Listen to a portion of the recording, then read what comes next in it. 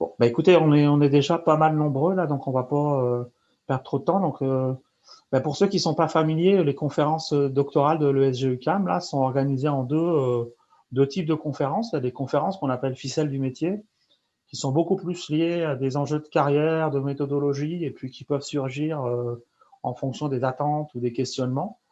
Donc il y en a à peu près tous les mois sur ce format-là. Et puis il y en a d'autres qui sont des conférences qu'on a appelées intersections là, qui visent à favoriser quand même des enjeux interdisciplinaires, des choses qui peuvent nous travailler dans des champs très différents et qui pour moi sont importants parce qu'on a tendance à avoir une surspécialisation aujourd'hui des doctorats. Alors c'est lié à des enjeux de carrière, mais on a tendance à être très très en silo, plus encore qu'avant parce que nos enjeux de performance sont là. Donc il faut aussi d'avoir une vision pragmatique des choses. On n'a pas forcément beaucoup le temps ou l'occasion d'aller voir ailleurs. Donc, ben c'est justement l'enjeu de ces conférences-là, c'est de temps en temps écouter quelqu'un qui va un peu nous décentrer par rapport à nos intérêts de recherche et puis nous questionner sur des choses aussi qui sont des enjeux pour moi sociétaux, quoi.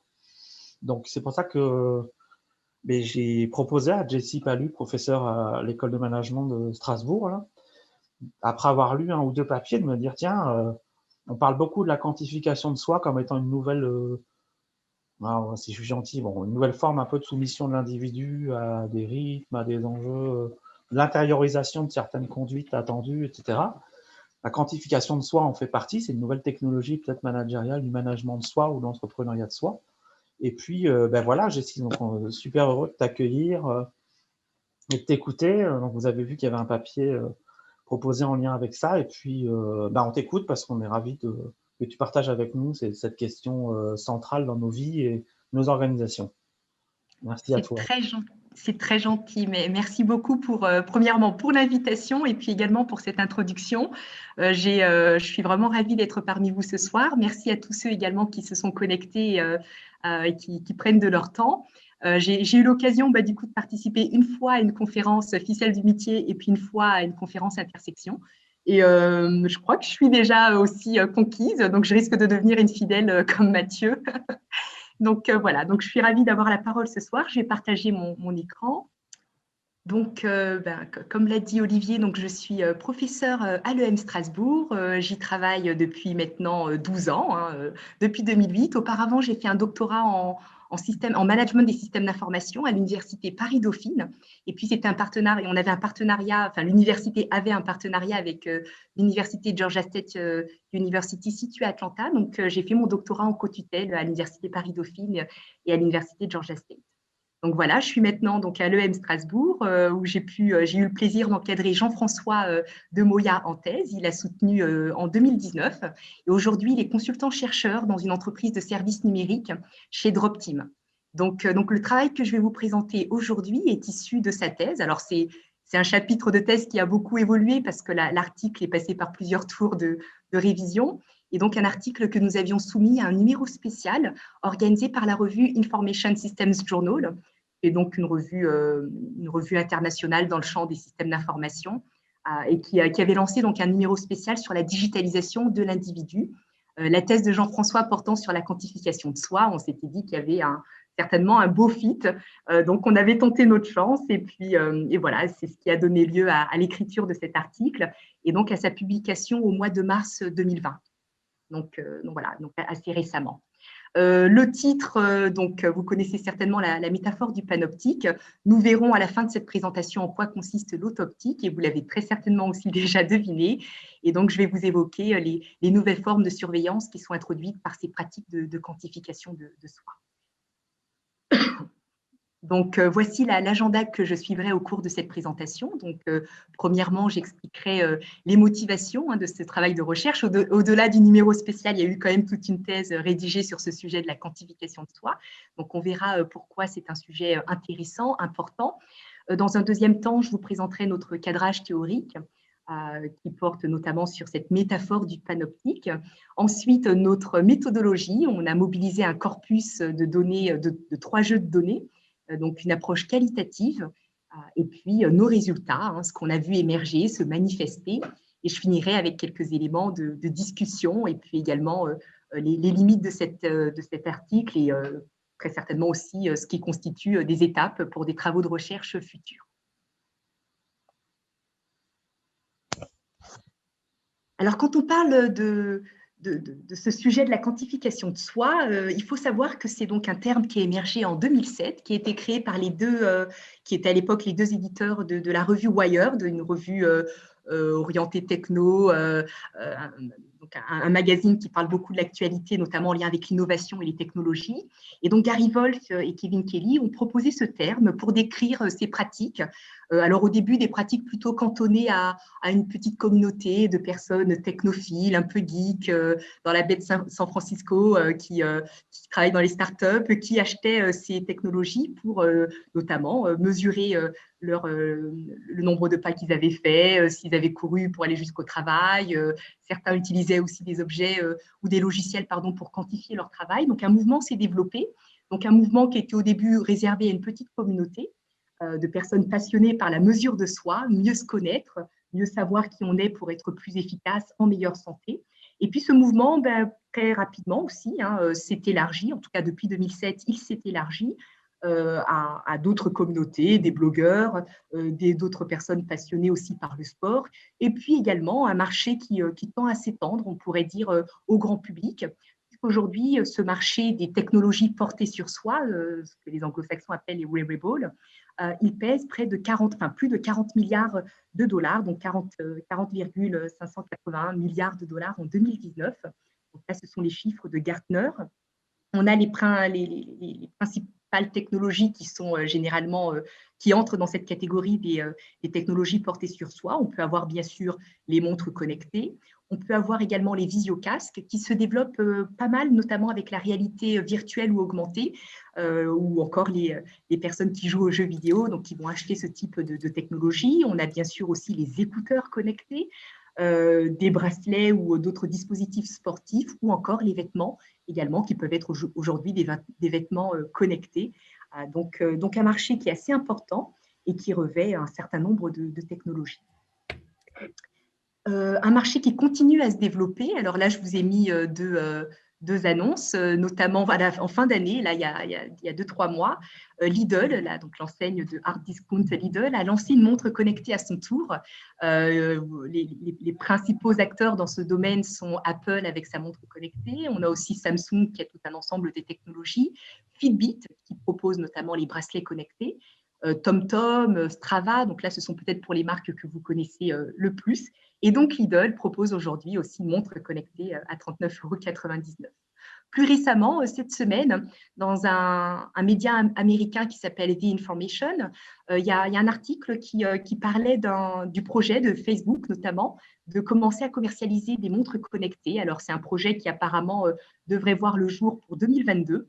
Donc, d'ici un an, Facebook souhaiterait compléter son arsenal de technologies pour aussi nous mettre à disposition une montre ou un bracelet connecté qui permettrait notamment la communication par WhatsApp ou Messenger, donc une partie messagerie et puis une partie aussi santé avec des indicateurs sur, par exemple, vos rythmes biologiques. Donc, on voit que ce sont des technologies qui intéressent et qui continuent d'intéresser. Quand on parle de quantification de soi, c'est vrai que généralement, on pense directement aux montres ou aux bracelets connectés, mais il y a quand même une grande diversité de technologies. Je vous ai mis là quelques exemples. Alors, vous avez des technologies un peu plus gadgets, je pense à la gourde connectée, au sac à main connecté ou encore aux clés connectées. Si vous les perdez régulièrement, vous pouvez leur associer des petits tags et ça vous permet de les géolocaliser, par exemple, dans votre maison et de les retrouver rapidement. Vous avez la fourchette connectée qui a émergé aussi il y a quelques années pour permettre là aux personnes de prendre le temps de mâcher, de mastiquer, donc d'améliorer aussi la manière de s'alimenter. On a bien sûr la balance connectée ou encore les pilules connectées qui servent à l'observance dans la prise de ces médicaments. Donc là, c'est un dispositif médical qui peut permettre justement d'être précis dans la prise de ces médicaments. Vous avez des vêtements donc connectés également pour le sport. Alors, comment ça fonctionne? Face à votre écran, si vous jouez à la console Wii, certainement que vous l'avez déjà expérimenté, vous avez la possibilité, enfin l'écran va détecter vos mouvements et potentiellement vous corriger. Donc, vous avez par exemple des tenues pour le yoga aujourd'hui où le coach virtuel va vous montrer un mouvement, vous le reproduisez et dans l'écran, vous pouvez ajuster, corriger votre posture. Il y a des patchs également qui peuvent être mis pareil dans le dos pour savoir si on s'assoit correctement. Donc là, l'idée étant de soulager les douleurs qu'on pourrait avoir dans le dos, l'oreiller connecté si vous voulez suivre votre cycle de sommeil. Et encore un dernier exemple, la couche connectée. Alors Pampers le propose déjà, il y a quelques marques qui proposent déjà cette couche connectée pour aider les parents, pour qu'ils puissent changer assez rapidement leur bébé. Mais l'année dernière, le MIT a également travaillé sur un projet de couche connectée, donc là aussi avec une finalité de dispositif médical, notamment pour aider le personnel soignant qui parfois peut être débordé ou pas disponible, de pouvoir réaliser qu'un patient a besoin d'aide dans sa chambre et donc pouvoir intervenir assez rapidement. Donc, on voit des finalités assez diverses derrière ces technologies, hein, comme je vous l'ai dit, des outils assez gadgets, mais des technologies aussi qui ont de vraies finalités médicales. Alors, ça explique pourquoi, lorsqu'on regarde la littérature académique, pourquoi est-ce qu'il y a un certain nombre de travaux de recherche, d'ailleurs, qui sont plutôt publiés dans le champ médical et qui montrent que ces technologies, elles contribuent à une émancipation pour le patient. Elle va permettre au patient de mieux gérer sa santé, de peut-être être plus alerte sur certains indicateurs. Ça peut permettre aussi de limiter le nombre de trajets à l'hôpital ou chez le médecin traitant, parce que lui aussi aura accès à ces informations à distance. Donc, ça peut permettre un suivi amélioré, puis donc moins de déplacements.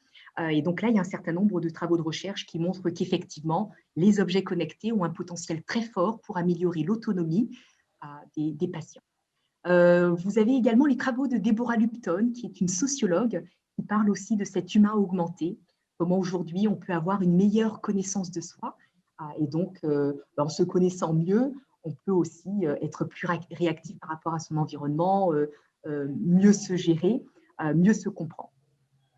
Alors, face à cette littérature qui pointe plutôt une émancipation pour l'individu, on a aussi une littérature beaucoup plus critique qui, elle, souligne aussi la perte d'autonomie de l'individu et puis un certain nombre de dangers, de risques, comme une surveillance ubiquitaire notamment. Et donc là, ce sont notamment les travaux de Deborah Lupton. Elle pointe les aspects positifs, mais c'est vrai que ces travaux s'inscrivent quand même dans un champ aussi assez critique et elle présente assez largement les risques de cette surveillance qui est continue, qui est en temps réel et qui permet effectivement de plutôt très bien retracer nos habitudes et nos activités.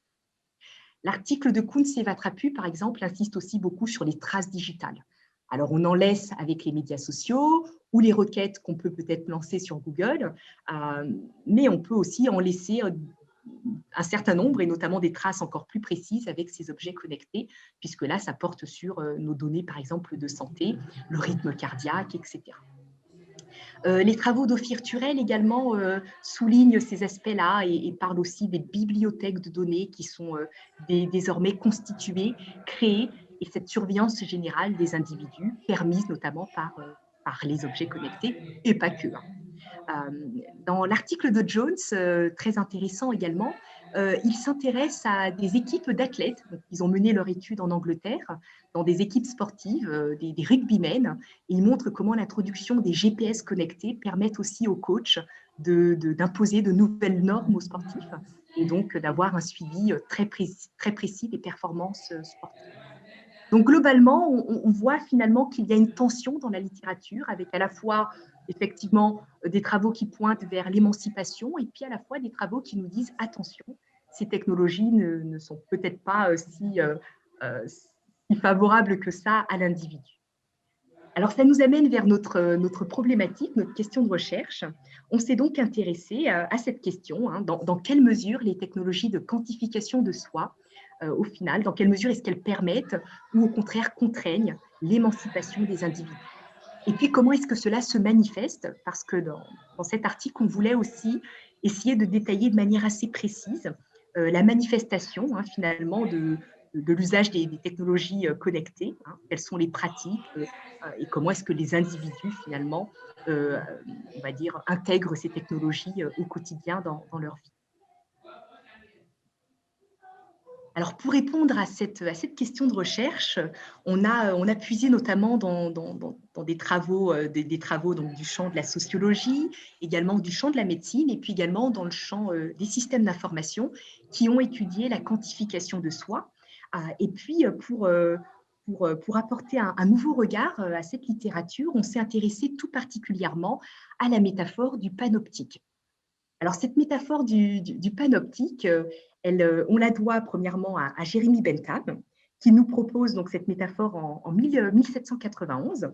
Il s'agit d'une métaphore, non, c'est Foucault qui par la suite propose une métaphore.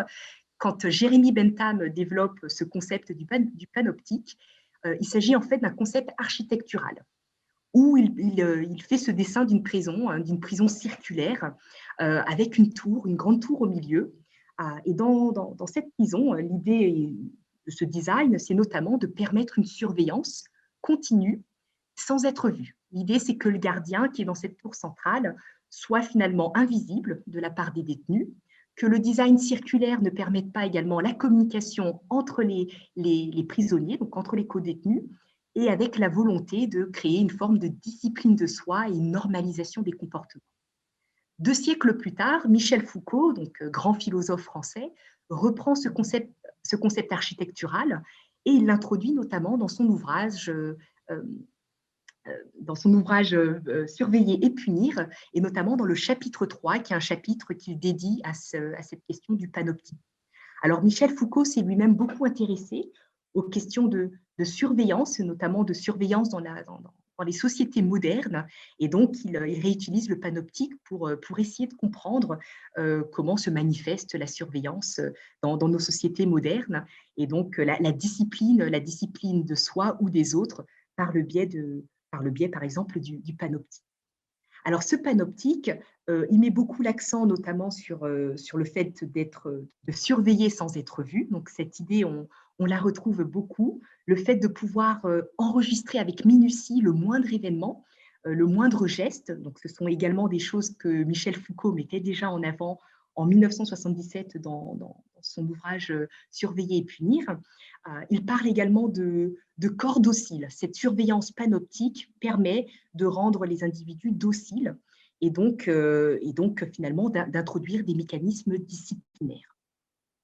Donc ce travail autour du panoptique que nous propose Michel Foucault a été réutilisé ensuite en sciences de gestion. Donc, en sciences de gestion, on a un certain nombre d'articles de recherche qui se sont intéressés justement à la surveillance au sein des entreprises, par exemple, et qui s'appuient sur cette métaphore également pour faire une analyse de la redistribution du pouvoir entre un manager, par exemple, et puis ses salariés.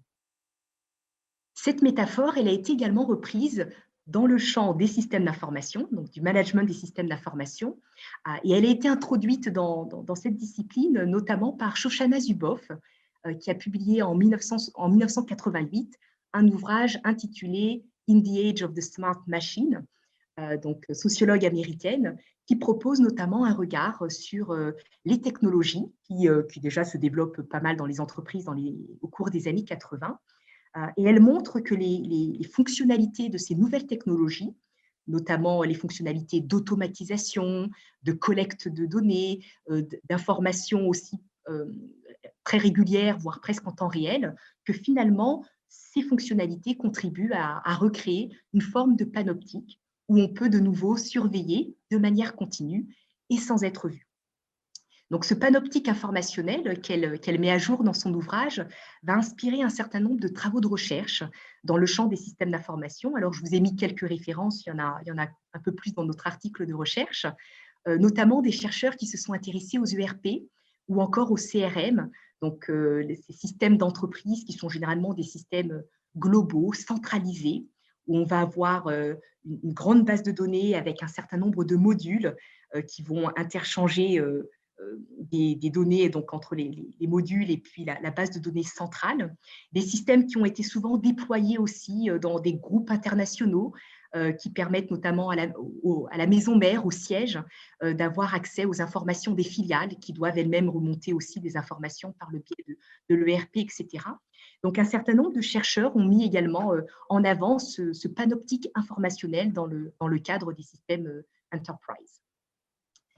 Alors, certains de ces chercheurs réutilisent du coup la métaphore du panoptique, comme vous pouvez le voir là dans ce tableau, mais finalement à des degrés assez divers.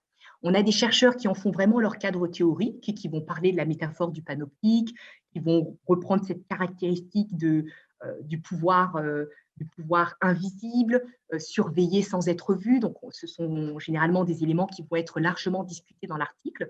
Je pense par exemple à l'article de Sia, Tang, So et Beau, ou encore celui d'Aurélie Leclerc, Van Delanotte, Henri Isaac et Michel Calica, où ce sont effectivement des éléments qui discutent.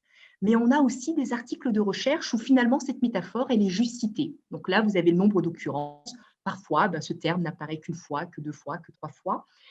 Et donc, du coup, en faisant cette analyse de la littérature, on s'est rendu compte que, premièrement, la métaphore du panoptique était souvent réduite à ce mantra, surveiller sans être vu, donc ce pouvoir invisible. Et puis, deuxièmement, qu'il y avait parfois une faible mobilisation de cette métaphore. Or, dans les travaux de Michel Foucault, il nous parle de la métaphore du panoptique en abordant d'autres dimensions. Il n'y a pas que le pouvoir, il nous parle également de l'espace, il nous parle de la connaissance et il nous parle du corps. Donc, ce sont ces dimensions-là que je vais vous présenter par la suite et qui ont également inspiré cet article. Alors, pour amener les travaux de recherche sur cette surveillance, notamment dans le cadre des objets connectés, nous avons donc mené une étude qualitative avec la collecte de 3 jeux de données.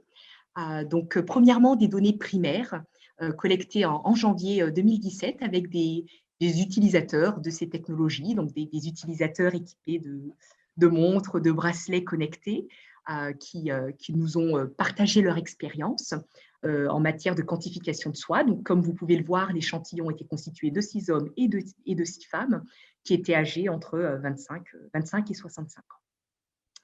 Donc, des questions, on avait créé ce guide d'entretien avec des questions sur leur expérience, notamment leur expérience avec la technologie, les motivations aussi, pourquoi est-ce qu'ils avaient décidé de s'équiper d'un bracelet connecté ou d'une montre connectée, et puis des questions aussi avec éventuellement les difficultés qu'ils pouvaient rencontrer dans l'usage de la technologie. Deuxième corpus de données, des données secondaires cette fois-ci, qui sont des messages extraits des forums Fitbit.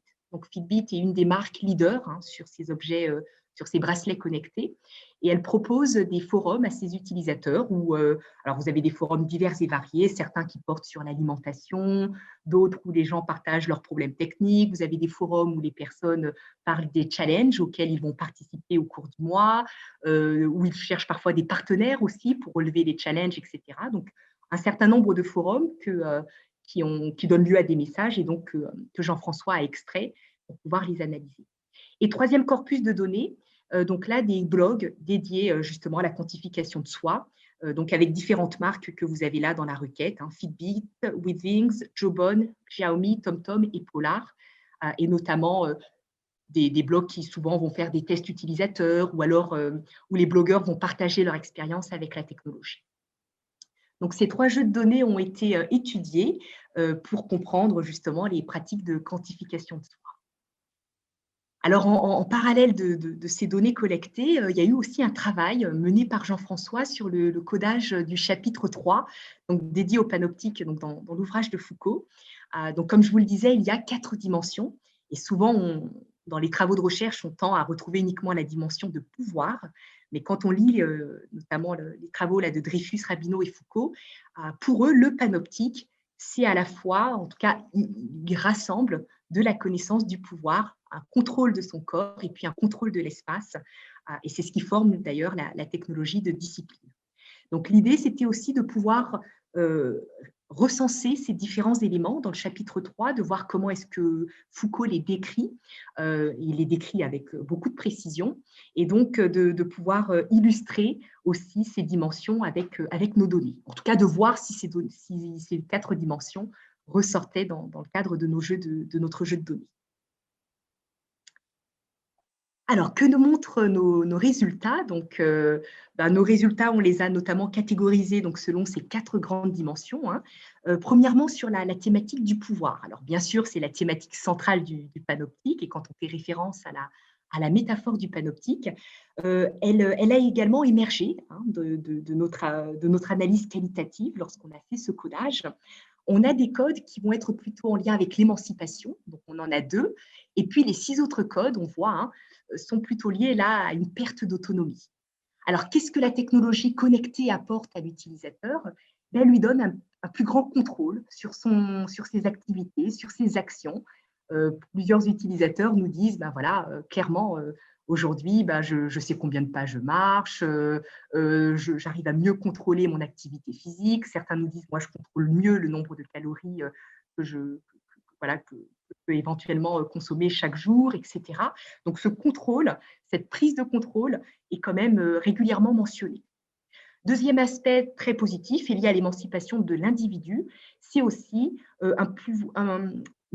une power of mind. En fait, c'est cette inspiration, cette motivation, pardon, que va donner le coach virtuel. Ben, j'avais peut-être du mal à me remettre au sport et finalement, ben, je trouve que le coach, il joue ce rôle de motivateur. Enfin, le coach virtuel va jouer ce rôle de motivateur. Ça me donne envie. J'ai mes chiffres qui apparaissent. J'ai parfois des alertes ou des notifications. Et finalement, tous ces éléments-là contribuent à me motiver. Donc, ça aussi, c'est un élément assez positif. Mais parallèlement, on a quand même des utilisateurs qui nous disent ben, dernièrement, là, ma montre, elle m'a forcé à marcher 42 km.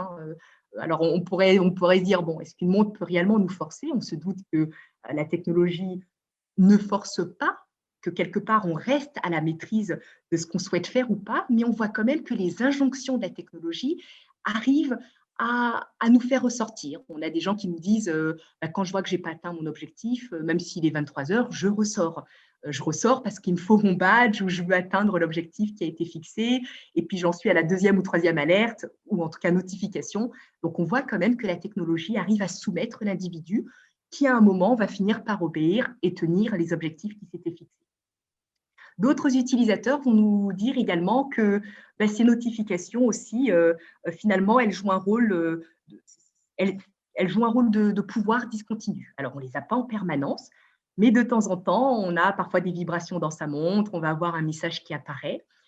Certains utilisateurs également nous disent que finalement, ce pouvoir, alors il est discontinu, et puis en même temps, il reste quand même assez important parce qu'il est automatique, parce qu'on le porte sur son poignet, donc on le voit en permanence. Et puis, certains nous disent, mais cette surveillance aujourd'hui, je sais que c'est Fitbit, je sais que c'est une montre Fitbit, mais il y a très peu de transparence. Je me demande toutes les données qu'ils ont sur moi, je trouve qu'ils sont très peu transparents. Je vois des chiffres, mais qu'est-ce qu'eux détiennent réellement sur moi? Et donc, quelque part, ça aussi, ça perturbe certains utilisateurs. Et puis, certains aussi nous mentionnent le fait que ce pouvoir, aujourd'hui, il soit dissymétrique. Alors, certes, Fitbit ou les autres marques vont mettre à la disposition des utilisateurs des chiffres, des graphiques, des tableaux de bord, mais certains utilisateurs nous disent, mais par rapport à tout ce qu'ils collectent sur moi, parce que j'ai activé la géolocalisation, parce que je renseigne un certain nombre d'informations sur le nombre de verres d'eau que j'ai bu, sur les calories, etc., je trouve qu'au final, les 2-3 graphiques qu'ils me donnent, ce n'est pas suffisant. J'aimerais avoir mon fichier Excel avec toutes mes données, j'aimerais moi-même faire mes graphiques ou faire mon suivi, et aujourd'hui, l'entreprise, le vendeur de la solution, a tendance à garder toutes ces informations. Alors là, je vous ai mis une petite illustration du type de notification qu'on peut recevoir. Donc, c'est ce que je reçois, par exemple, avec Samsung Health lorsque je n'ai pas encore atteint mes objectifs. Sur le thème du corps, donc un thème qui est aussi très important dans les travaux de Foucault, on voit que ces technologies de quantification de soi, elles changent les comportements. Et ça, c'est plutôt vécu par les utilisateurs comme quelque chose de positif. Donc, ils sont nombreux à nous dire que voilà, ça les a encouragés à changer leur manière de faire. Ils étaient pour certains inactifs, pour d'autres, ils ne faisaient peut-être pas très attention à leur santé. Et finalement, d'avoir les informations, ça leur permet de réaliser certaines choses et donc d'adopter des comportements de vie qui soient plus sains.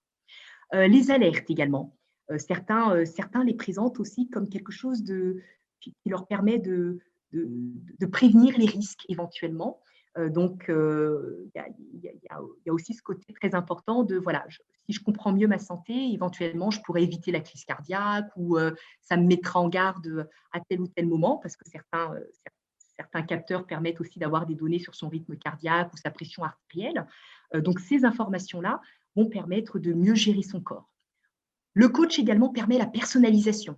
Je vous ai mis quelques éléments là sur la droite du type de, de données qu'on pourrait éventuellement décider de partager avec son application. Donc, son poids, sa pression artérielle, sa glycémie, le nombre de verres d'eau qu'on boit par jour, les calories, etc. Donc, chaque utilisateur peut aussi personnaliser les aspects qui lui semblent importants, hein, les aspects physiques qui lui semblent importants. Et puis, la technologie, elle permet d'expérimenter.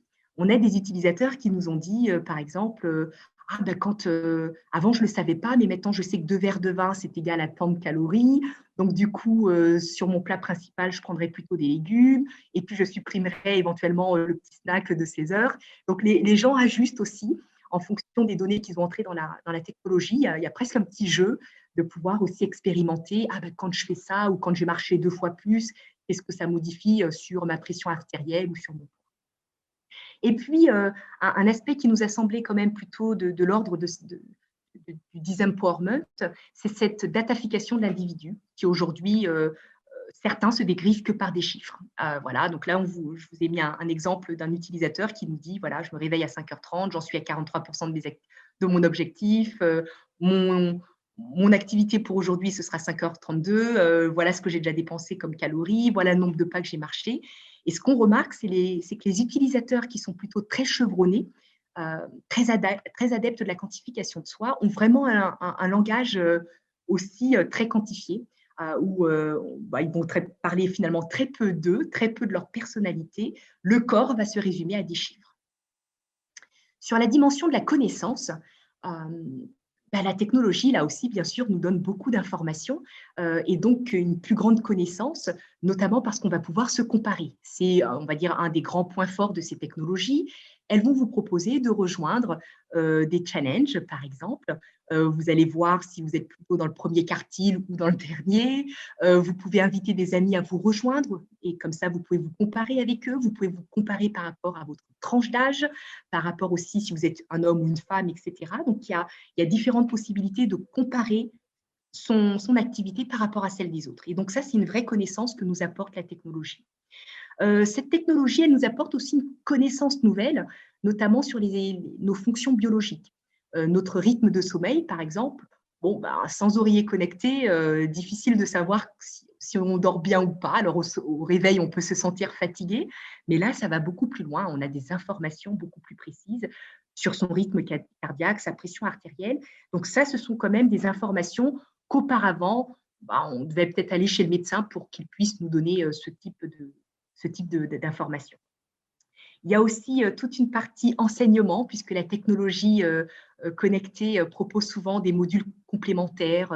Vous avez accès à des recettes, il y a des articles, il y a une partie blog sur Fitbit ou Samsung Health où vous pouvez télécharger aussi des conseils, soit pour des exercices physiques, soit pour cuisiner, etc., ou pour améliorer votre rythme de vie. Donc voilà, ce sont des éléments qui effectivement vont apporter de la connaissance. Et puis parallèlement, certes plus de connaissances, mais certains utilisateurs nous disent il y a aussi une dimension identification qui me dérange. Avec Fitbit, il a fallu que j'ai créé un compte, donc je me connecte à Fitbit, j'ai laissé pas mal d'informations personnelles. Certains sont de plus en plus sensibles aux données personnelles qu'ils donnent et donc au fait qu'ils laissent des traces. Et donc là, on a un utilisateur qui nous dit, avec ce type de technologie, clairement, on laisse des traces. Et quand je bouge ou pas, finalement, l'entreprise le sait. On le sait et on sait qu'il y a quelqu'un qui est derrière et qui réutilise ce type de données et on ne sait pas toujours pour quelle finalité. Donc, cette identification personnelle devient gênante pour certains utilisateurs.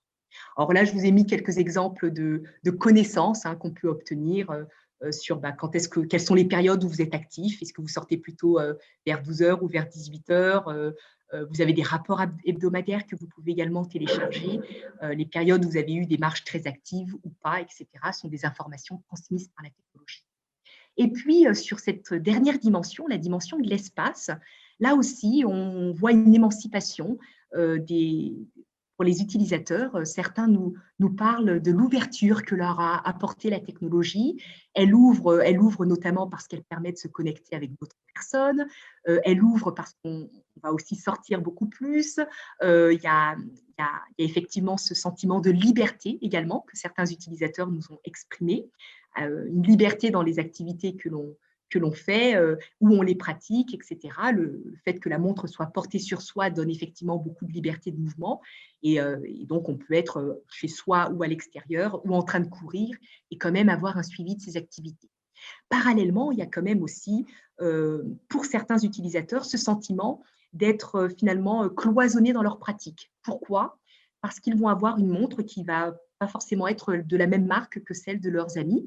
Et donc, s'ils ont acheté Fitbit et que l'ami a Strava ou Jawbone ou Apple ou la montre Apple, ils se disent finalement, on ne participe pas au même challenge. Et moi, j'ai choisi cette marque et j'ai le sentiment maintenant d'être seule. Donc, le fait que la technologie ne soit pas toujours compatible, en tout cas entre elles, que ces différentes marques ne soient pas toujours compatibles entre elles, peut donner ce sentiment aussi d'être seule dans sa pratique pour certains utilisateurs. Alors, on a également des nouveaux codes qui ont émergé dans le cadre de cette étude, deux codes qui sont plutôt en lien avec une dimension, je dirais, presque psychologique, en fait. Certains utilisateurs nous ont parlé de la rassurance qu'apportait la technologie. Finalement, ça les calme, ça les tranquillise. Certains sont soulagés de pouvoir consulter régulièrement leurs données biologiques. Et puis, parallèlement, certains ont aussi ce sentiment de culpabilité. Donc, ces éléments-là n'étaient pas évoqués par Michel Foucault dans ses travaux sur le panoptique, donc la rassurance ou la culpabilité. Et pourquoi est-ce qu'on culpabilise? Parce qu'on n'a pas atteint l'objectif et que l'objet connecté va nous le rappeler. Donc, ce sentiment de culpabilité est présent, notamment chez les personnes, on va dire, qui prennent cette quantification de soi très au sérieux. On a deux autres codes également qui ont émergé, qui sont là plutôt en lien avec la technologie. On a ce qu'on a appelé l'assemblage de surveillance, parce que les utilisateurs vont avoir tendance aussi à combiner plusieurs technologies pour collecter encore plus de données. Certains estiment que la montre n'est pas suffisante, la montre ou le bracelet, et donc ils vont investir dans la balance connectée. Déjà, à minima, ils vont avoir aussi le smartphone. Donc, à minima, ça fait deux outils, mais certains vont plus loin et en rajoutent un troisième, parfois même d'autres logiciels. Donc, finalement, ils le font pourquoi? Pour avoir des informations plus précises, plus globales, plus holistiques sur qui ils sont et sur ce qu'ils font. Ce pouvoir, ou cet assemblage de surveillance, il n'est pas sans défaut. En tout cas, pas l'assemblage, mais on va dire la montre ou l'objet connecté qu'ils utilisent principalement. Certains utilisateurs nous ont dit que ce pouvoir était faillible. Il est présent, il est dissymétrique, il y a des injonctions, mais il y a aussi des erreurs. Donc, la machine n'est pas non plus toute puissante, parce que parfois le coach virtuel a mal calculé les pas. On a marché tout l'après-midi, puis on voit 5000 alors qu'on espérait voir 8000. Donc, il y a parfois des petits bugs dans la machine. On sait que ces technologies-là ont un taux d'erreur. Elles ne sont pas toujours fiables. Certains vont avoir, par rapport à leurs conditions physiques, vont aussi regretter que la technologie ne le prenne pas en compte. Elle continue à leur envoyer des alertes et des notifications alors qu'ils ont un bras cassé ou une jambe cassée ou que c'est quelqu'un qui est enceinte, etc. Enfin, il peut y avoir des situations qui ne sont pas toujours retranscrites par la technologie. Donc, la donnée, parfois, peut être aussi pas suffisamment précise. Et donc, on va dire aussi contrarier l'utilisateur ou en tout cas créer un sentiment de défiance. Alors, face à ces résultats, donc finalement, dans quelle mesure est-ce que la technologie facilite ou au contraire contraint l'émergence, l'émancipation de l'individu? Nos résultats montrent qu'il y a effectivement les deux qui sont là, qui coexistent. Il y a une forme d'émancipation parce qu'on a quand même 13 effets qui sont plutôt très positifs, en lien avec le pouvoir, le corps, la connaissance, l'espace ou encore les nouveaux codes que nous voyons émerger. Mais on a également 11 effets qui ont tendance à réduire l'empowerment de l'individu lorsqu'il se soumet au pouvoir de la machine, lorsqu'il accepte d'être isolé dans sa pratique, lorsqu'il accepte l'identification aussi de sa personne, par exemple, ou qu'il utilise un langage très, très quantifié pour exprimer qui il est finalement. Donc, ce travail finalement tend tend à corroborer les travaux de Baumann et Lyon qui, en 2013, encourageaient justement les chercheurs à étudier ce qu'ils appelaient des mini-panoptiques qu'on s'impose à soi-même et qu'on porte sur nous. Alors, dans ce travail qu'on a pu mener, on voit que le panoptique, en tout cas, ressort, se manifeste au travers des 4 dimensions. Néanmoins, il y a quand même des différences entre le panoptique, tel que l'avait formulé Foucault, et puis les résultats que nous avons là. 4 points de distinction. Premièrement, la surveillance, telle que la décrivait Foucault ou encore Jeremy Bentham. La surveillance avec la quantification de soi est beaucoup moins sinistre. Et quand j'emploie ce terme de sinistre, là, en fait, je réutilise le terme utilisé par Lyon, qui parle de cette surveillance permise par les technologies. Alors, elle est moins sinistre que la surveillance dans un système carcéral. Et puis, certains utilisateurs y voient même des finalités hédoniques. Il y a un côté un peu fun aussi, hein, comme je vous le disais tout à l'heure, d'expérimenter avec la technologie. On s'amuse, pour certains, on s'amuse et on y prend plaisir. Deuxième point de distinction avec le panoptique, c'est que cette surveillance, elle est délibérée. Il ne faut pas l'oublier. La plupart des utilisateurs qu'on a rencontrés ont acheté cette technologie, ou en tout cas ont accepté de l'adopter, parce qu'il y a aussi des cadeaux de Noël. Tous ne l'ont pas acheté, certains l'ont reçu en cadeau, mais ils ont accepté de porter la technologie et de se quantifier. Donc, l'utilisateur garde quand même du contrôle sur cette surveillance, ce qui n'est pas le cas, bien sûr, dans le système décrit par Michel Foucault ou encore celui de Jeremy Bentham. Troisièmement, c'est une surveillance aussi qui va avoir tendance à générer une forme on va dire peut-être de prise psychologique. En tout cas, il y a ce sentiment, comme je vous l'ai dit, d'une part, on est rassuré, mais en même temps, on a aussi ce sentiment de culpabilité. Donc, il y a aussi là un petit conflit qui se passe, un petit conflit mental entre ouf, je vais bien, et puis en même temps, je culpabilise. Et donc, cette dimension psychologique, elle était peut-être moins abordée dans les travaux de recherche précédents sur le panoptique. Et puis enfin, quatrième point de distinction, c'est cet assemblage de surveillance. C'est qu'aujourd'hui, les utilisateurs vont plus loin.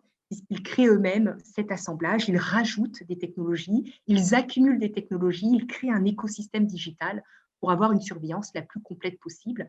Et là aussi, ce sont des points qui n'étaient pas forcément identifiés dans la littérature précédente. Alors, c'est ce qui nous a amené à la création à la proposition de ce concept de l'autopticon, donc la surveillance de soi, qui est donc un système délibéré de surveillance porté sur soi, qui peut être étendu lorsqu'on décide d'ajouter plusieurs technologies et qui va avoir des impacts à la fois cognitifs, en apportant de la connaissance, conatifs, en changeant les comportements, et puis également affectifs, puisque je vous l'ai dit, il y a cette dimension à la fois de culpabilité et puis aussi de rassurance. Alors, que conclure de tout cela? Comme je vous l'ai dit en introduction, c'est un sujet qui reste d'actualité, puisque de plus en plus d'utilisateurs, en tout cas d'individus, deviennent des utilisateurs des technologies de quantification de soi.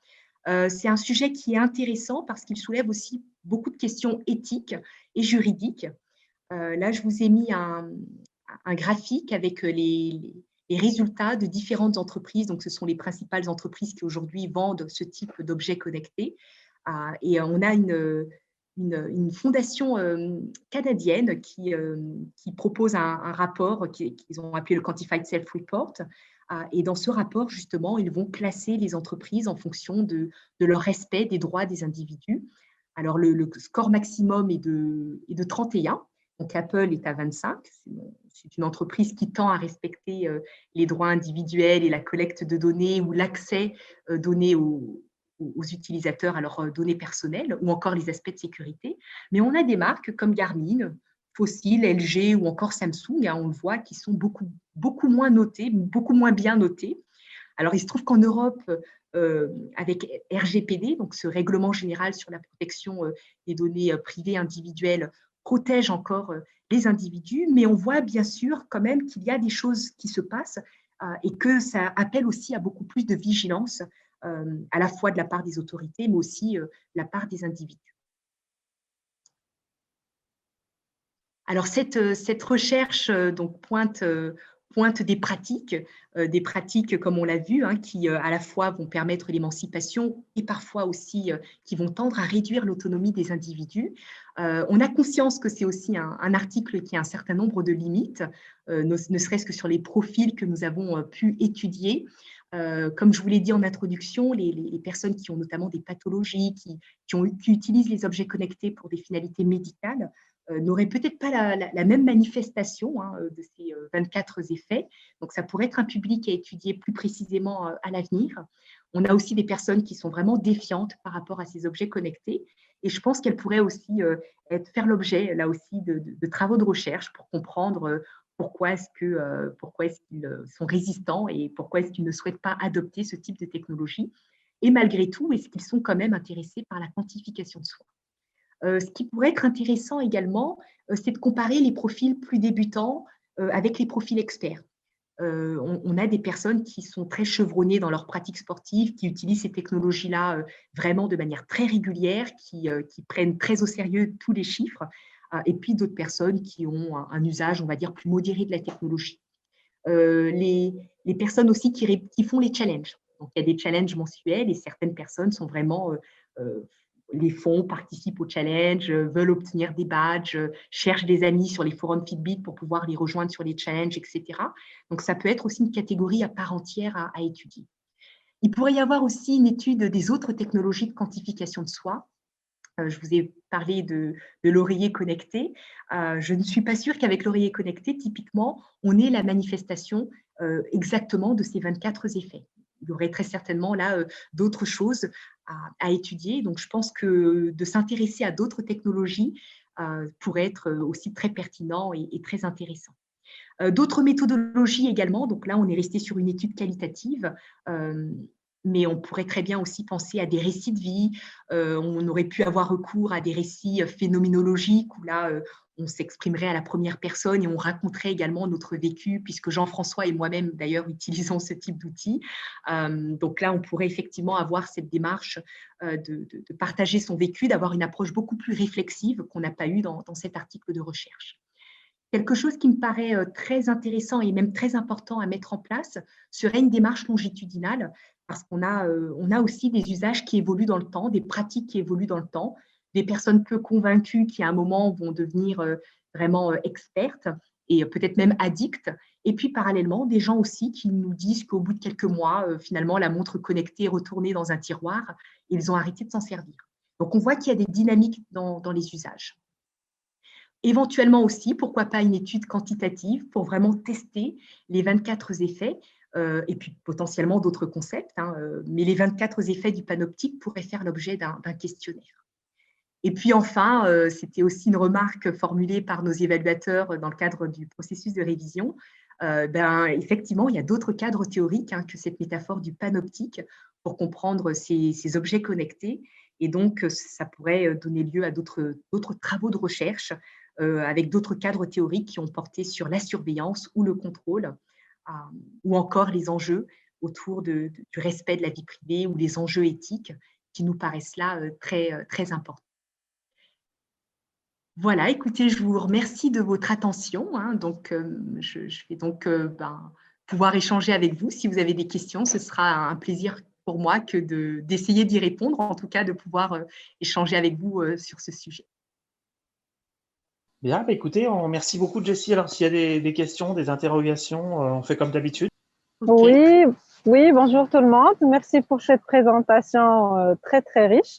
En fait, ma question, c'est que vous avez présenté un petit peu les avantages de la quantification en soi et bien sûr quelques dérives, mais la question est, est-ce que la technologie, quand elle contrôle l'homme, est-ce qu'elle risque de le remplacer? Ça, c'est une question à travers votre recherche. Quel est votre avis directement? Merci. Oui, merci pour votre question. Alors, je pense qu'il y a peut-être, on n'a pas creusé cet aspect-là, mais il y a peut-être déjà des personnes qui aujourd'hui avaient un coach physique, enfin quelqu'un peut-être qui venait leur faire du sport, et peut-être qu'elles ont décidé aujourd'hui, parce qu'elles ont une montre connectée et qu'elles suivent elles-mêmes leur santé, peuvent très bien se dire j'ai plus besoin d'aller en salle ou j'ai plus besoin d'avoir un coach personnel à domicile, je me débrouille tout seul. Donc là, est-ce que la technologie remplace l'individu? Potentiellement, on peut se dire que s'il y avait un coach sportif, peut-être qu'on estime que on peut gérer sa pratique tout seul. Mais ce n'est pas quelque chose qu'on a observé, ni même qu'on a demandé. Donc, ce serait peut-être quelque chose éventuellement à approfondir, de savoir si voilà, s'il y a ce type éventuellement de discussion ou de négociation autour de la montre et puis du coach sportif. Oui, merci beaucoup, Jessie. C'est très, très intéressant. Puis, vous avez expliqué toutes les étapes de la recherche avec une clarté vraiment remarquable. Je voudrais revenir sur la question de la visibilité. Je pense aux travaux de Michael Fliverbaum en particulier. Et je voulais vous demander si vous aviez observé dans le terrain les implications collectives, finalement, de ces pratiques de quantification de soi. Je vous pose la question parce que j'ai fait un petit peu de terrain en Chine et puis là, ces outils-là sont connectés aux médias sociaux, par exemple sur WeChat. Et j'ai eu la surprise de voir que les gens déploient des stratégies finalement parfois soit pour se rendre visibles. Par exemple, on peut être au palmarès de ceux qui ont fait le plus d'efforts physiques là sur WeChat et puis on gagne des badges, etc. Mais les autres le voient, comprenez? Donc, soit ils déploient des efforts pour améliorer leur image, soit au contraire pour se cacher. Par exemple, un doctorant avec lequel je travaillais me disait, moi, je ne veux surtout pas que mon directeur de thèse voit que je fais tous ces pas dans la journée parce qu'alors il va penser que je ne travaille pas. Donc, c'était tout un problème d'aller se cacher. Donc, on a des stratégies de gestion d'image et de gestion de la visibilité du fait que ça devient un enjeu collectif. Est-ce que ça, c'est des choses qui sont finalement liées à l'écosystème Internet et médias sociaux chinois ou est-ce que vous l'avez aussi observé? Alors, tout à fait. Merci beaucoup pour votre remarque et votre réflexion. On n'est pas allé jusqu'à… En tout cas, les personnes qu'on a rencontrées ne nous ont pas parlé du lien qu'elles faisaient entre leur montre connectée et les réseaux sociaux, mais certains quand même font partie de groupes. Donc, ils rejoignent des groupes Facebook, par exemple, ou alors ils s'inscrivent sur des forums en ligne pour partager leurs pratiques. Donc, la dimension communautaire est importante sur ce type de technologie. Et notamment pour certains, on va dire, qui ont le goût un peu de la compétition. Parce que du coup, l'intérêt, et c'est là où la technologie devient intéressante pour eux, l'intérêt, c'est de se comparer et de montrer peut-être à ses amis qu'on a, c'est nous qui avons obtenu le badge, enfin c'est moi qui ai obtenu le badge ce mois-ci, ou je suis dans le premier quartile. Mais je dirais que ça, ce sont effectivement pour les utilisateurs qui sont plutôt… alors, expert, il n'est peut-être pas le terme, mais en tout cas, des personnes qui vraiment sont très sportives et ont le goût du challenge et de la compétition. Et du coup, elles ont vraiment cette volonté de rejoindre des communautés. Sur Fitbit, il y a énormément de messages qui portent sur ça. Le challenge de ce mois-ci, qui le rejoint, qui en fera partie, qui est dans quelle ville. Éventuellement, on pourrait marcher ensemble ou courir ensemble. Donc, on voit qu'il y a cette volonté de ne pas rester seul dans sa pratique et de se comparer aux autres. Je pense que cette volonté d'invisibilité, on la retrouverait beaucoup plus dans un cadre du travail. Et là, je pense à des personnes, et l'exemple que vous donnez est très frappant, le doctorant qui voudrait se cacher de son directeur.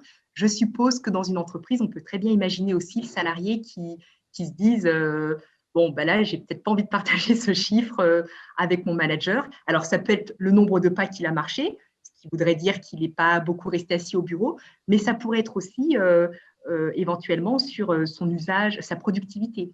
Est-ce qu'il a utilisé d'autres logiciels ou est-ce qu'il est resté sur son logiciel applicatif, métier, etc. Donc, je pense que cette volonté de ne pas être vu est beaucoup plus forte dans un contexte professionnel. Dans un contexte particulier personnel, en fait, il ne suffit de pas rejoindre le challenge du mois, par exemple. Ou alors, c'est ce que j'ai fait récemment, Samsung avait mis à jour sa politique de confidentialité que j'ai refusée. Bon, ben, je n'ai plus accès au challenge, par exemple. Donc, il faut que j'accepte le package pour pouvoir avoir la possibilité de me comparer avec les autres. Donc, c'est un petit peu du chantage. Bon, ben, tant pis, je ne fais plus les challenges. Je vais peut-être en profiter pour en glisser une, Jessie. Je tu traites beaucoup des technologies de quantification de soi dont la mission est celle de se quantifier.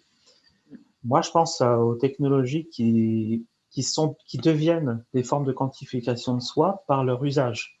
Je prends des exemples très simples. Le H-index, quand on est prof, n'a pas été pensé pour la quantification de soi, mais l'usage fait que c'en est une. Combien j'ai d'abonnés Twitter, en soi, c'est pas une quantification de soi qui a été programmée, mais toutefois, combien de gens consultent ma page ResearchGate, etc. Donc nous, on peut être pris par des technologies qui sont pas pensées pour ça.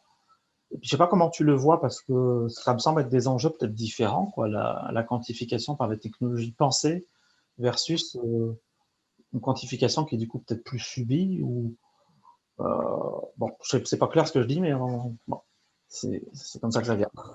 Oui, très bien, merci beaucoup. Enfin, je vois exactement ce que tu veux dire et je te rejoins totalement à quel point on est devenu très sensible aux chiffres et tu as raison, que ça soit sur les réseaux sociaux, quand on fait un message et que personne l'a retweeté ou liké, on est un petit peu déçu.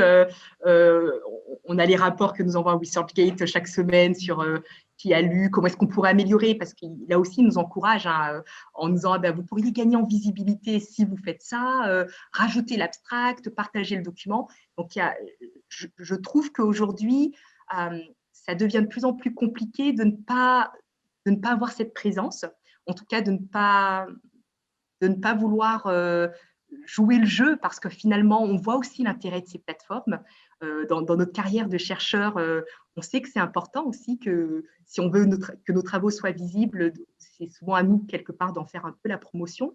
Donc, on voit souvent les avantages et je pense que c'est pour ça, quelque part, qu'on crée un compte sur Google Scholar ou sur ResearchGate, parce qu'on veut aussi donner de la visibilité à son travail de recherche. Mais je te rejoins sur le fait que ça nous met aussi dans une vraie dynamique de chiffres, de quantification. Certains m'ont dit sur ResearchGate, si tu veux augmenter rapidement ton chiffre, voilà les stratégies. Donc, il y a des stratégies qui se mettent aussi en œuvre. Voilà, créer un certain nombre de projets. Plus tu auras de projets, ça fera ça. Plus tu auras recommandé les travaux des uns, plus ton indice va augmenter.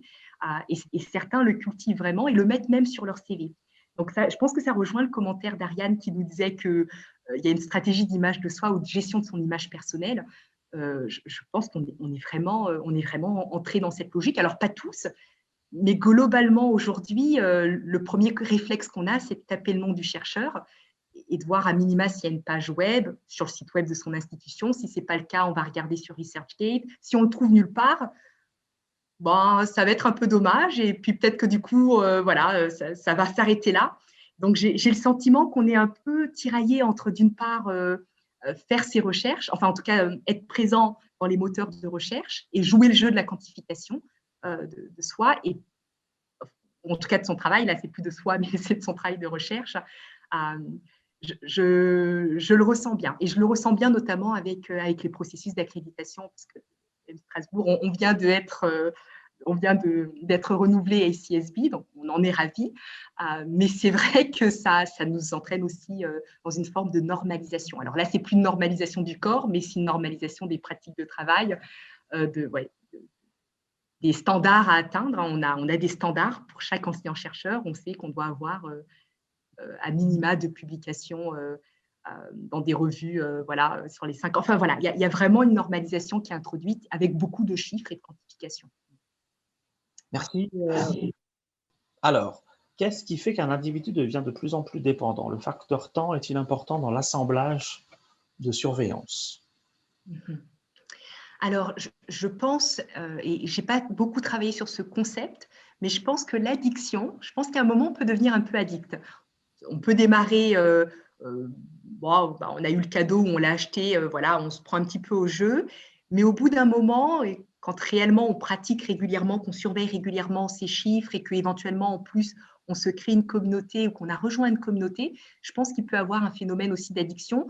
Les alertes ou les notifications, alors qu'on peut désactiver, hein, mais certains les laissent bien sûr activer, jouent un rôle aussi pour nous rappeler régulièrement, ah voilà, objectif à atteindre, ah là c'est mon rapport hebdomadaire, ah là j'ai obtenu le badge, ah là j'ai les félicitations. Donc je pense que un peu comme tous les autres technologies d'ailleurs, hein, on sait bien que c'est comme ça que la dépendance est faite sur les médias sociaux, c'est que régulièrement, on est rappelé. Voilà, venez voir la photo de votre ami, là, ça va être venez voir ce que vous avez réussi à faire, ça va être le compteur, ça va être un certain nombre d'alertes qui font qu'on va se jeter un coup d'œil. Je pense que le fait que la technologie soit portée sur soi aussi contribue à créer peut-être un lien un peu plus fort, parce que peut-être que les médias sociaux, bon, de plus en plus, on les consulte aussi sur les smartphones, donc les smartphones qu'on porte sur soi. Mais je crois que clairement, le fait que ça soit sur nous, qu'on le porte un peu comme l'escargot porte sa coquille sur son dos, ça crée très certainement aussi, pour certains, hein, pas pour tous les utilisateurs, mais ça peut créer un phénomène un peu d'addiction. Et du coup, on peut avoir du mal à se passer finalement de ces chiffres, de cette quantification. Je pense que si on est quelqu'un qui aime performer, qui aime atteindre des objectifs, ça peut créer effectivement ce sentiment de voilà, j'ai besoin de ma montre, il faut que je la porte, aujourd'hui, je veux savoir ce que j'ai fait. Le facteur temps, je suis presque sûre qu'il joue un rôle.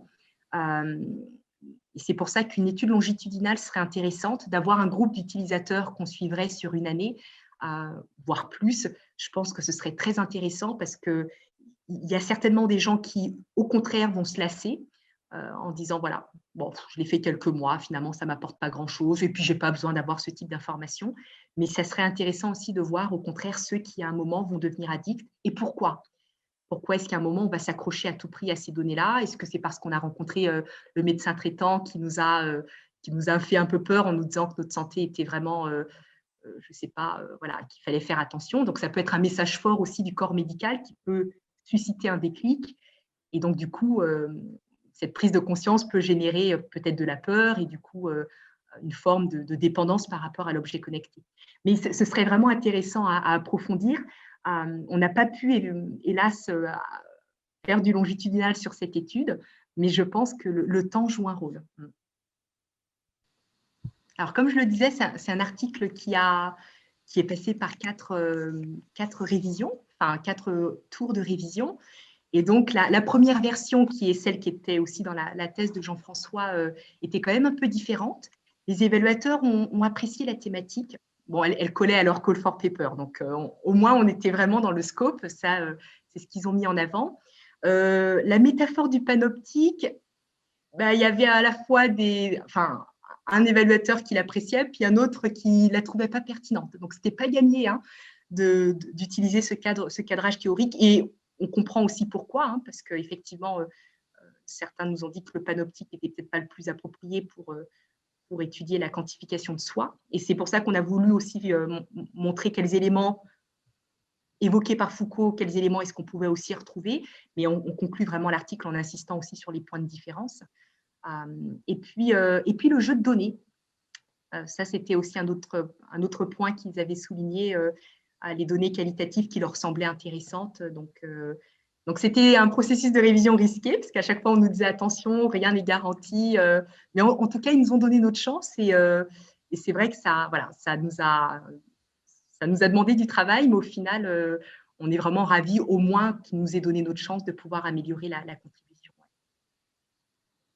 Et des données, de données potentiellement auto-ethnographiques, est-ce que vous êtes parti là-dessus, là, de vous dire comment vous, en tant que pratiquant là, de la technologie de quantification de soi, vous le faites ou pas du coup là? Alors non, on ne l'a pas fait. J'ai vu plusieurs articles de Ella Hafermaz, qui est aussi brillant chercheur alors peut-être plus en théorie des organisations qu'en système d'information, ou peut-être à cheval sur les deux. En tout cas, elle a publié plusieurs articles récents. Et donc, elle a un article où elle se met dans cette posture réflexive de son usage d'une application de quantification de soi. Et donc, elle le confronte à la littérature. Mais c'est vrai qu'on n'a pas eu, nous, cette démarche phénoménologique, auto-ethnographique, où on analyse ce qu'on fait au quotidien. Mais ceci dit, on va dire en travaillant sur ce sujet, je pense que l'un et l'autre, on a quand même pris un peu de recul aussi par rapport à ces technologies. Enfin, typiquement, moi, je participe plus au challenge. J'ai désactivé pas mal de choses aussi sur l'application. Donc voilà, c'est vrai que en même temps, c'est intéressant d'avoir ces informations. Alors après, j'ai aussi limité au podomètre. Je ne mets pas d'informations sur mon rythme cardiaque, ma pression artérielle, etc. etc. Bon, mais c'est vrai que oui, ça fait réfléchir différemment. Merci beaucoup, professeur Jessie, pour votre présentation et pour le partage de votre, disons, projet de recherche, très pertinent comme objet et comme problématique. Moi, je me pose des questions par rapport aux effets des technologies de l'information, des effets visibles, mais aussi invisibles. Et donc, je me permets de vous demander, est-ce que votre projet s'intéresse aux effets invisibles des technologies de l'information?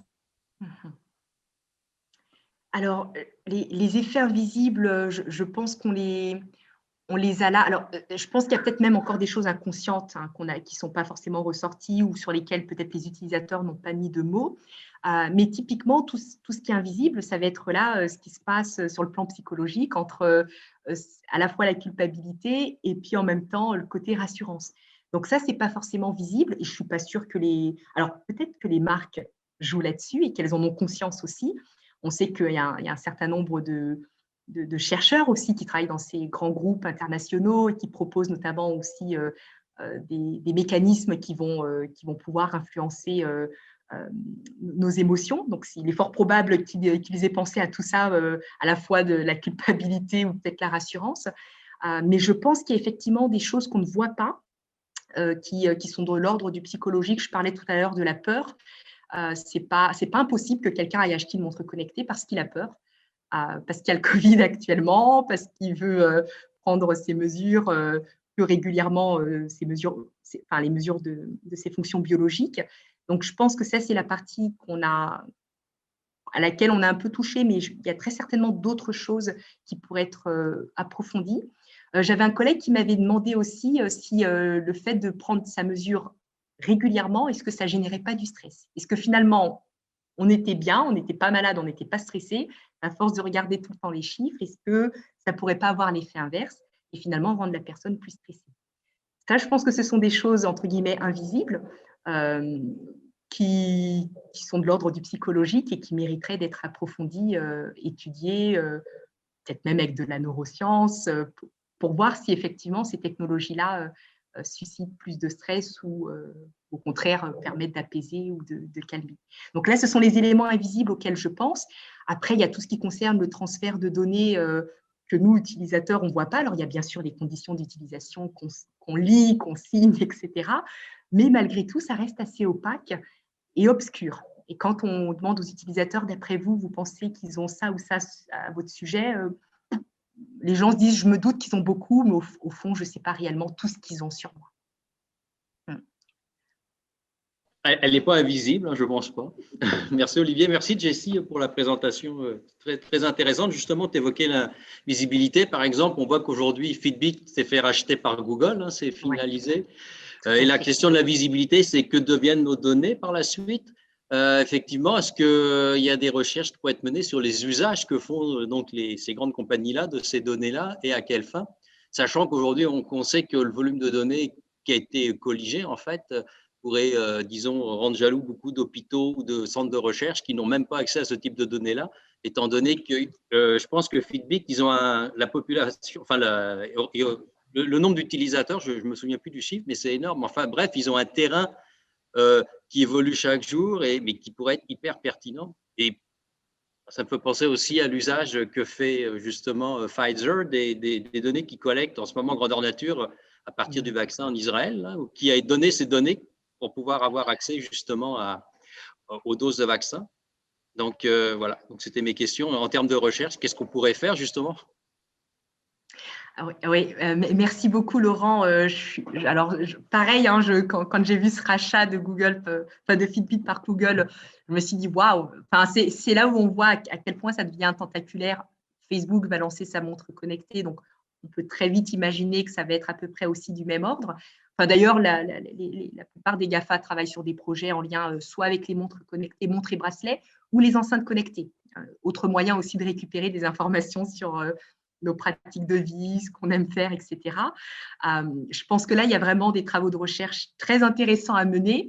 Alors, soit on se positionnerait côté entreprise et donc Google ouvrirait des portes à des chercheurs, mais voilà, ça me semble plus compliqué.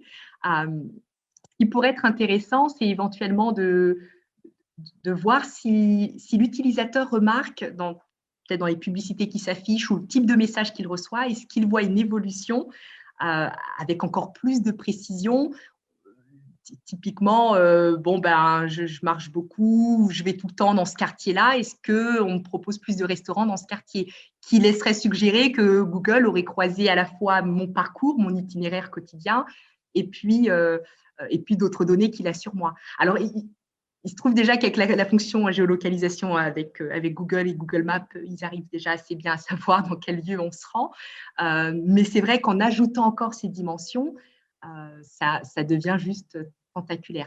Je pense que ce serait intéressant ne serait-ce que, en tout cas, de voir avec les utilisateurs s'ils ont le sentiment que finalement, il y a une personnalisation encore plus importante de leurs requêtes sur Google ou du type de publicité qu'ils reçoivent. Est-ce qu'ils voient une différence, un avant-après? Et puis, ce qui serait vraiment génial, ce serait en fait de pouvoir travailler avec Google, quoi, de réaliser ce qu'ils font avec nos données et de réaliser tout ce qu'ils ont sur nous. Ouais, ce serait peut-être effrayant aussi. Hein. Merci beaucoup, Jessie, pour la présentation. J'ai vraiment trouvé ça fascinant. Je m'intéresse au travail identitaire, donc aux théories du identity work. Et je me demande justement au niveau de la quantification du soi, d'un point de vue, avec cet angle théorique-là, je ne sais pas vos travaux s'ils ont pu amener une lumière intéressante au niveau d'outils avec lesquels les individus peuvent justement travailler leur identité.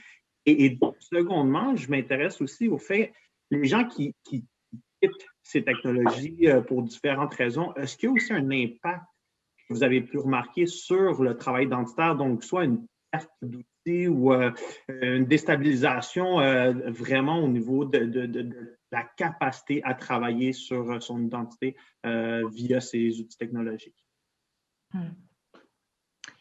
Alors, ce qui pourrait peut-être me laisser penser qu'il peut y avoir une perte d'identité, c'est notamment lorsqu'ils parlent d'eux en termes de chiffres. Je suis 5e, je me réveille à telle heure, j'ai fait tant de pas. Certains ont vraiment tout un vocabulaire qui correspond au vocabulaire de l'application, où ils vont vraiment utiliser les chiffres. Ça pose des questions sur qu'est-ce qu'on fait de l'individu. Là, dans l'article de Jones sur les athlètes, les rugbymen dont on regarde en permanence leur performance sportive, moi, ça me pose des questions sur quand je constitue une équipe. Alors certes, il faut que ça soit des sportifs et de très bons athlètes, mais dans une équipe, il y a aussi tout le côté humain, quoi. On veut des gens qui vont s'entendre, qui vont coopérer, avec qui on pourra constituer une vraie équipe. Si on ne regarde que des performances sportives, la question, c'est qu'est-ce que ça donnera des équipes sportives dans 3, 4, 5 ans? Et je pense que là, peut-être que c'est un peu pareil pour l'identité. Si on se cantonne à des chiffres, on oublie tout le reste.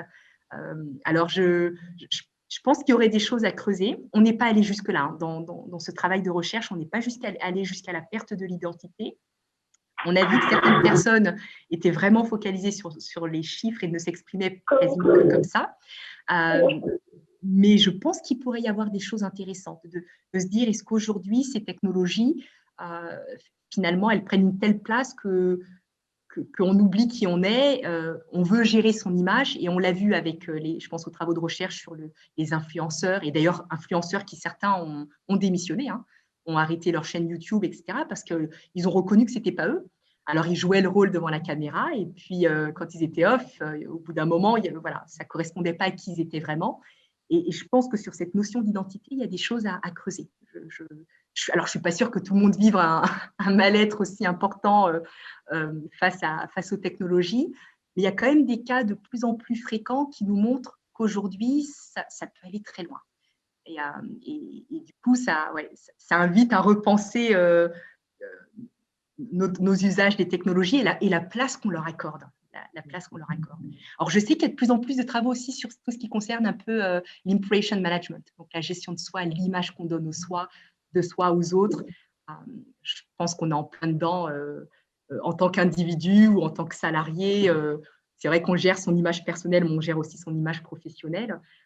Et quand l'écart devient trop grand, ça peut être aussi source peut-être de stress ou de de dépression ou, voilà, ou d'autres choses. Donc, merci beaucoup, Sophie, pour la remarque. Oui. Jessie, voilà, je me posais la question, est-ce que les GAFA pourraient être tentés de revendre les données collectées directement aux entreprises pour assurer la surveillance, par exemple, des salariés qui pourraient être en télétravail, puisque c'est amené, je pense, à se développer. Enfin, je pense qu'on ne reviendra pas en arrière par rapport à avant la Covid. Et quelque part, est-ce que la quantification de soi ou des salariés pourrait amener le management à changer? Alors, c'est une excellente question qui, là aussi, je la trouve très pertinente. J'espère qu'ils n'y ont pas encore pensé. Mais je sais que Jean-François, actuellement, donc dans le travail, je vous l'ai dit, dans une entreprise là, de services numériques, avec des développeurs, des personnes qui font de la maintenance informatique, etc. Et il leur a proposé d'utiliser un logiciel de quantification, là, cette fois-ci, de leur travail. Donc, certains de ses collaborateurs ont accepté d'utiliser ce logiciel pendant un mois. Donc, ceux qui voulaient poursuivre pouvaient, mais il leur a dit, voilà, est-ce que vous accepteriez ? Et donc, avec la finalité de voir finalement comment est-ce qu'ils gèrent leur temps de travail, est-ce qu'ils sont productifs ou pas, est-ce qu'ils ont tendance à beaucoup surfer sur le web. Donc là, déjà, ça, pour eux, de voir des chiffres, en fin de journée, de voir qu'on est resté 80% sur du développement et 20% réseaux sociaux, voilà, ça révèle déjà quelque chose, d'apprendre cela. Et donc, ça a déjà changé, alors pour l'instant, pas les méthodes de management, parce que c'était… L'idée, ce n'était pas de leur faire comprendre que c'était l'entreprise qui voulait les surveiller, c'était plutôt de leur dire c'est votre pratique et c'est pour vous. Mais certains déjà ont pris conscience de certaines choses. Donc, je pense qu'il pourrait y avoir une finalité intéressante de la quantification de soi au travail pour plus de productivité et plus d'efficacité. Après, on sait aussi qu'on a besoin de temps de pause et que parfois de laisser son esprit s'évader, c'est ce qui nous permet après de revenir plus concentré, plus focalisé et parfois d'être plus créatif. Donc, je ne pense pas que de supprimer ces temps d'évasion soit la bonne idée. Pour les GAFA, je pense que là, il y a un terrain potentiel très important, surtout que la culture du télétravail n'était pas si répandue que ça. Je pense notamment à la France. Je ne pourrais pas parler pour tous les pays, mais en France, c'était quand même quelque chose de très minoritaire. Donc, il y a eu un passage au télétravail forcé, comme pour tout le monde, ça s'est fait assez brutalement. Ça ne veut pas dire que la confiance du manager, elle est là. Ça veut dire qu'il a été obligé d'accorder le télétravail parce que le gouvernement l'a imposé.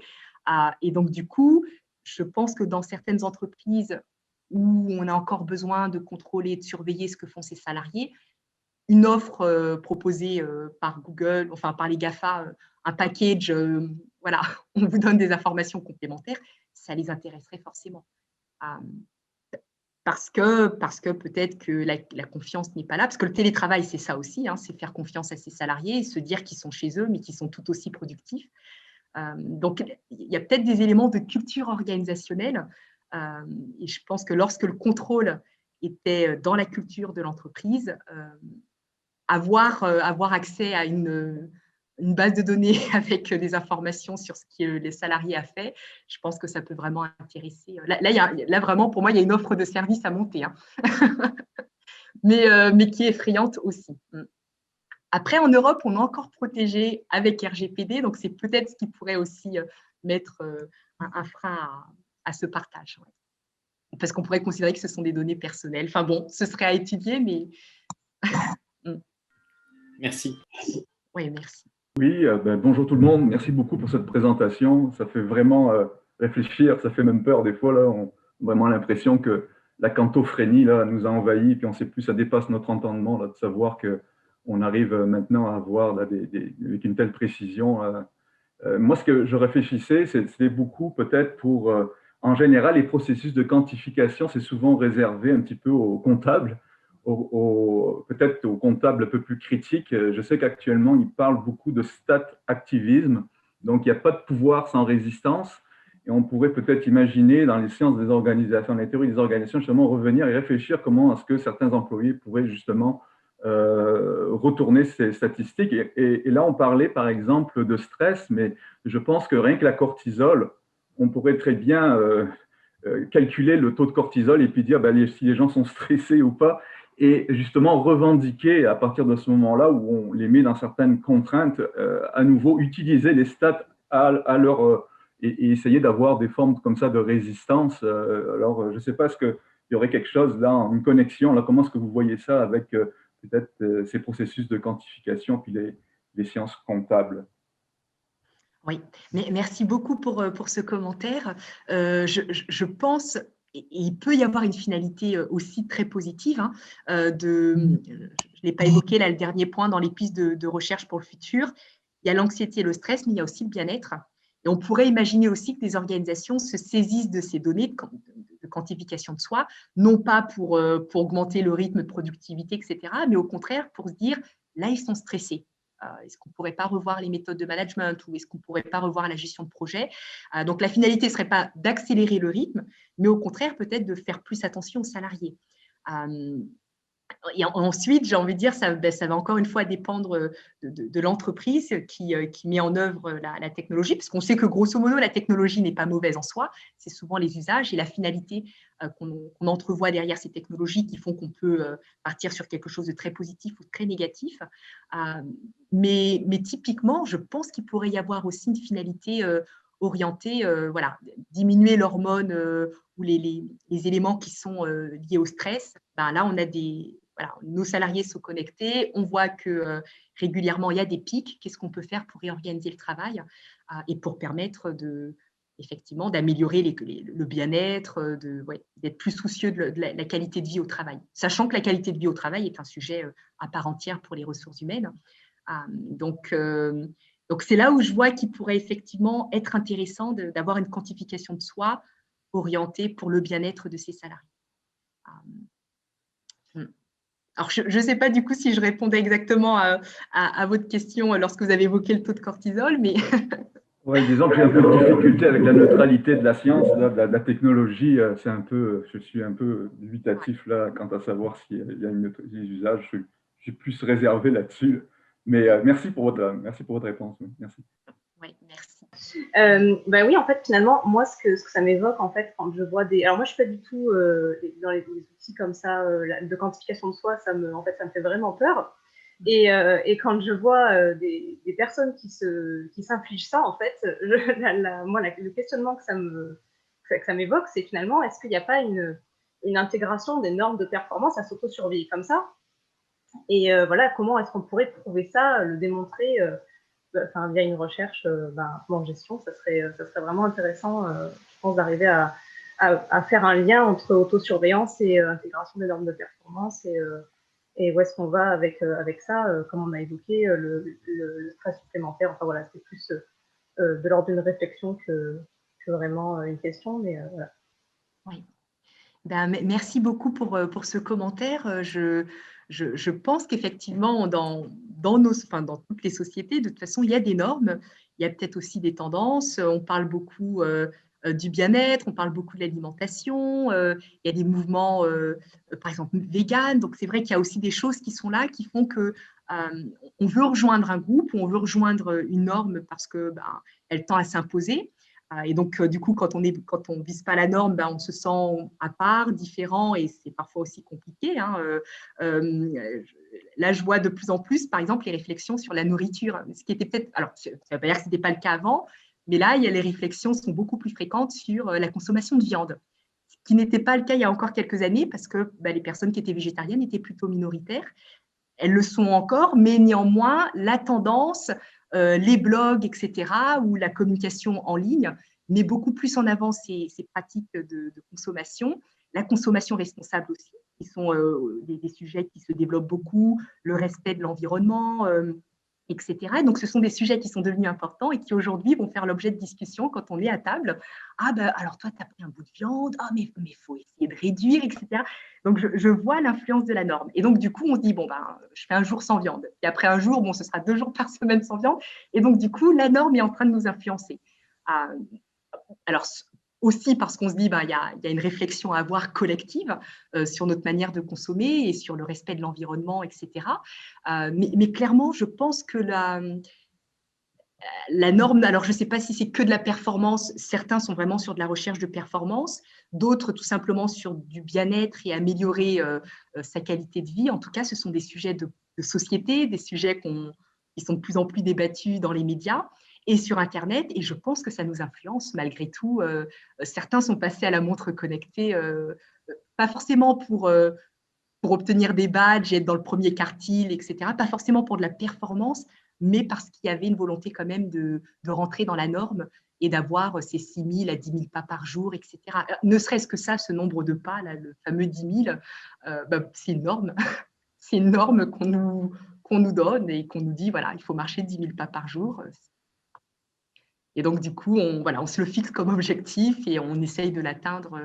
Donc, je vois bien à quel point, à un moment, la norme qui, au début, n'est pas très suivie, à un moment, elle peut devenir dominante, s'imposer et faire sens pour presque tout le monde. Et du coup, on est marginalisé ou on est stigmatisé quand on est en dehors de ça, ouais.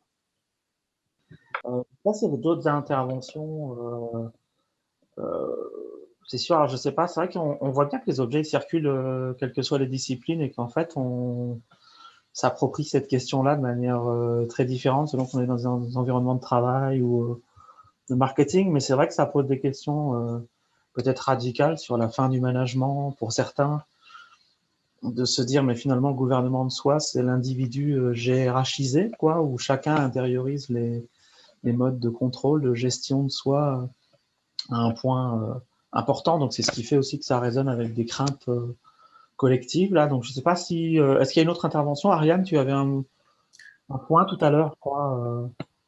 Oui, je voulais rebondir sur la question sur est-ce que les GAFA pourraient vendre ces données pour que les employeurs puissent mieux surveiller leurs employés. On a vu depuis les premiers confinements et le télétravail forcé, on a vu un boom effroyable en fait des logiciels espions de télésurveillance, donc ce qu'on appelle le bossware. Ça a plus que quadruplé au Royaume-Uni et puis pas seulement aux États-Unis, dans d'autres pays. Parce que vous mentionniez qu'en France, la confiance vis-à-vis des télétravailleurs n'est pas là. Ça, c'est vrai que c'est un mal français, mais alors pas seulement en France, même en Amérique du Nord, il y a toujours une volonté de reprendre le contrôle. Parce que ce qui se passe dans la situation de télétravail, c'est que le gestionnaire perd le contrôle, n'a plus son équipe visible directement. Et donc, un moyen facile, sans trop finalement faire d'efforts pour le gestionnaire, c'est d'aller mettre un logiciel espion. Donc, c'est une réinvention du contrôle organisationnel qui est permis par l'érosion des frontières entre vie professionnelle et vie personnelle et qui est permis par la quantification. Moi, je trouve que c'est une tendance absolument effroyable quelque part que cette érosion des frontières maintenant sert un but organisationnel qui est le but du contrôle. Et pour le coup, je pense que plus on s'éloigne d'une dynamique de confiance, vous savez, ça fait 100 ans au management qu'on sait quand même que l'autonomie et la confiance, c'est ça qui motive les gens. Plus on s'éloigne de cette dynamique-là et plus on est dans une logique de contrôle en plus quantifiée, qui est très, très inhumaine, moins on a des chances finalement d'être dans une logique de bien-être vis-à-vis de ses salariés. Je suis très sceptique vis-à-vis du bossware. Je suis entièrement d'accord, mais merci beaucoup pour ce commentaire. Je vous rejoins totalement. Oui, je ne vois pas comment est-ce que ça peut susciter une belle relation de travail de se savoir espionner, enfin en tout cas surveillé par son entreprise. Ouais. En tout cas, si ce n'est pas la demande du salarié et que c'est l'employeur qui décide de déployer le logiciel, compliqué. Bien, écoutez, merci Jessie. Je ne sais pas s'il y a d'autres commentaires. Dans tous les cas, merci beaucoup à toi. C'était vraiment très intéressant et puis ça ouvre des perspectives, mais en même temps, je pense que ça suscite des craintes et des interrogations pour tout le monde. C'est quelque chose qui nous... Ça suscite des émotions paradoxales, je pense, tout ça, là. Alors, merci à toi, vraiment. C'était vraiment sympathique et puis riche d'avoir partagé ton temps avec nous, là. Alors, si je peux dire... excuse-moi, ouais. Oui, j'allais dire merci à vous de m'avoir accueilli. Merci aussi pour les échanges parce que j'ai trouvé vraiment les commentaires et les remarques pertinentes. Ça montre le potentiel d'ailleurs qu'il y a d'études sur ce sujet. Et puis avec différents angles, un angle plutôt utilisateur ou plutôt management, ou plutôt… c'est vrai que ce qui se passe dans la sphère privée, ce qui se passe dans la sphère professionnelle, déjà, ça marque aussi des points de différence. Donc, je pense qu'il y a effectivement un potentiel là pour creuser ce sujet.